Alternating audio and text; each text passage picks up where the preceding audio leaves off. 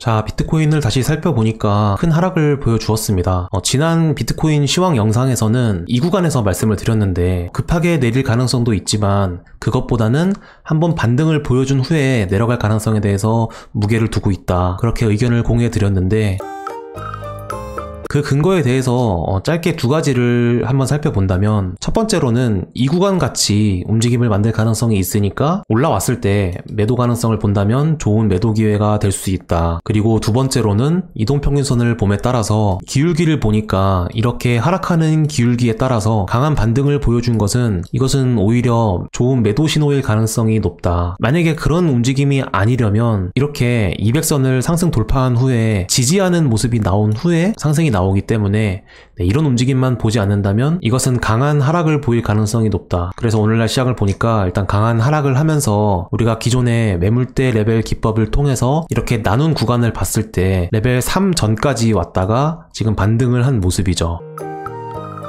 사실 여기서는 매도 가능성을 더 볼 수밖에 없는 그런 움직임이 나오고 있습니다. 이렇게 강한 급락을 보여주고 지금 시간이 좀 지난 상태인데 여기서 이렇게 꼬리를 만들면서 크게 반등을 못하고 있는 모습은 충분히 싼 가격에 왔다고 생각을 하면서 좀 사는 사람들이 있지만, 결국 이런 시장에서 이렇게 물린 매도들이 계속 나오고 있다고 볼 수 있거든요. 왜냐면은 여기서 산 사람들이 이런 급등에서 팔지 못했다면, 그리고 다시 하락을 했을 때 이게 만약에 나라고 생각을 한다면 여기서 한 번 더 빠지면 이제 손절을 해야 되는데, 차라리 그러기 전에 내가 좀 물량을 덜어야겠다라는 생각이 모일 수 있는 구간입니다. 그래서 여기서 매도 힘이 나올 수밖에 없고, 물론 이런 위에서 물린 사람들도 있겠죠. 이런 사람들도 다시 이 구간까지 오길 기대하기보다는 지금 이 순간까지는 이 매물대를 벗어나기 어려울 거라고 생각을 할 겁니다. 그래서 여기서 매도의 힘이 더 나올 수밖에 없는 것이죠.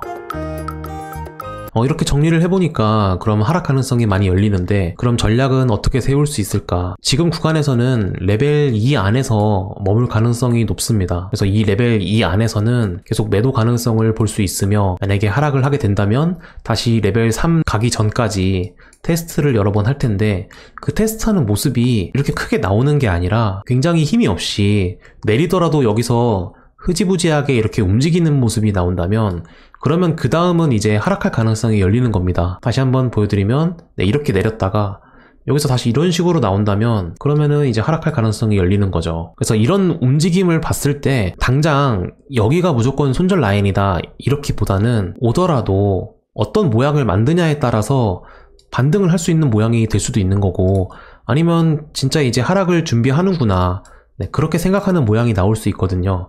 그래서 무조건 기계처럼 여기서 손절을 준비하는 게 아니라, 매도 포지션에 대한 목표가를 생각하는 게 아니라 조금 더 길게 볼 수도 있지 않을까, 또는 반등을 보여줄 수 있지 않을까, 그렇게 생각을 열어둘 수 있습니다. 큰 추세에서 지금 고점을 어떻게 만들고 있냐, 이런 것도 미리 알아두면 좋은데, 지금 여기가 이제 불장이 나왔던 구간인데, 불장 나오기 전에 이렇게 큰 상승을 보여주다가 한번 조정을 받고 다시 상승하는 움직임에서 헤드앤숄더를 만들고 이제 큰 하락을 보여주었어요. 그 다음 움직임에서도 이제 두 가지의 헤드앤숄더가 있는데, 첫 번째 헤드앤숄더는 여기서 이렇게 만들었습니다. 그리고 여기를 이탈을 하니까 더 큰 헤드앤숄더를 만들면서 또 하락을 보여주었죠. 이런 움직임을 지나고 나서 보니까 고점이었던 움직임이었던 거죠. 지금 시장에서도 그런 움직임을 볼 수 있습니다. 여기서 상승을 할 때 이런 넥라인을 돌파한 후에 이렇게 만들었죠.